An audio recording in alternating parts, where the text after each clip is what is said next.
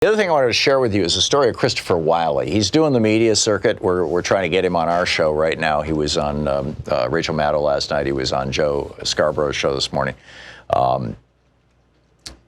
He's the guy who is working at Cambridge Analytica. Well, actually, first he was working for a Department of Defense contractor. And at the Department of Defense, at this contractor, they were looking into how do we prevent more Americans from being radicalized by ISIS. Right? They were seeing actually, young Americans watching ISIS videos and getting on planes and going off to Turkey or wherever the transshipment point was and trying to get into Syria, trying to get into Iraq, trying to get into, wherever it may be so they could volunteer to be members of ISIS.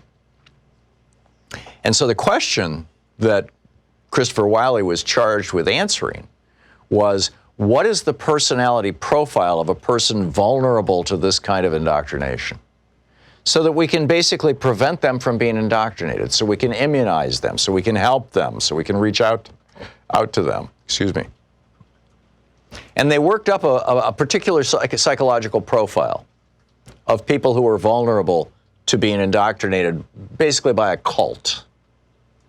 And these people typically had money problems. They had struggled with religion and relationships in their lives. They felt marginalized. They were inclined to have particular preferences with regards to things like cars and where they live and how they live. And I mean, there's just this whole psychological profile that was also a behavioral profile, which you could figure out quite easily by simply looking at all the data that Facebook had on them. Facebook knows where they live. Facebook knows how big their house is. Facebook knows what they paid for their house. Facebook knows how many times they go on social media. Facebook knows what they complain about. Facebook knows what they're upset about. Facebook knows what their gender preferences are, what issues freak them out, all this kind of stuff. And so with this data from Facebook, it was possible to identify people who might be radicalized by ISIS. So then Christopher Wiley gets hired by Cambridge Analytica. Steve Bannon comes in and basically takes over the company. The billionaire Mercer family is funding this thing.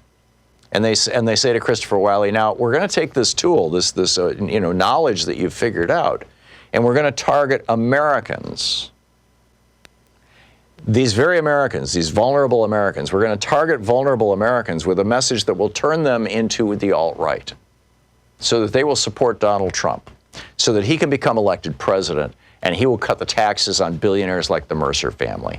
And he will restore the greatness of a white society to America like Steve Bannon and the alt-right want.